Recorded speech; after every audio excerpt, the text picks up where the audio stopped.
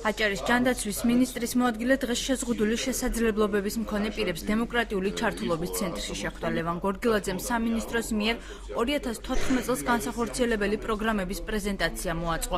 ministris მოადგილემ საზოგადოებას და არასამთავრობო ორგანიზაციების წარმომადგენლებს შეზღუდული შესაძლებლობების მქონე პირების მიმართ მეტი დაინტერესებისკენ მოუწოდა. ჯანდაცვის სამინისტრო მიმდინარე წელს შეზღუდული შესაძლებლობების მქონე პირებისთვის რამდენიმე მიზნობრივ პროგრამას ახორციელებს.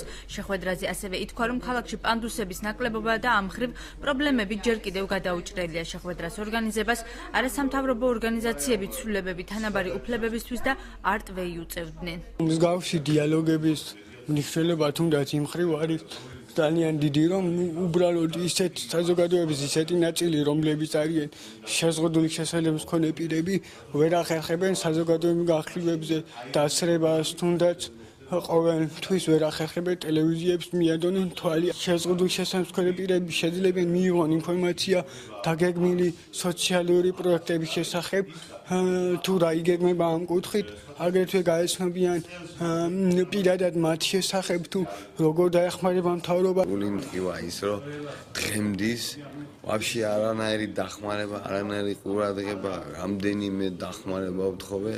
იმდენი და ბოლოს მეთქი всё და აზრი არა აქვს. ერთი მარტო მადლი რო გააკეთო ერთდღიანი ყველა ინვალიდებზე, ის ღმერთი უფრო დიდ ძალას მიცემს. არსებობს განსაკუთრებით ისეთი პროგრამები, რომელიც მიზანმიმართულად მხოლოდ შეზღუდული შესაძლებლობის მქონე პირთათვის არის. მომსახურება ხელმისაწვდომია პაციენტისთვის, ეს შეზღუდული შესაძლებლობის მქონე პირი იქნება თუ ჩვეულებრივი მოქალაქე, მაგრამ მან ამის შესახებ არ იცის და აქედან გამომდინარე ინფორმირებულობის დონის ამაღლება ხელს უწყობს ჯანდაცვის პროგრამების მომსახურების ხელმისაწვდომობას საზოგადოებაში.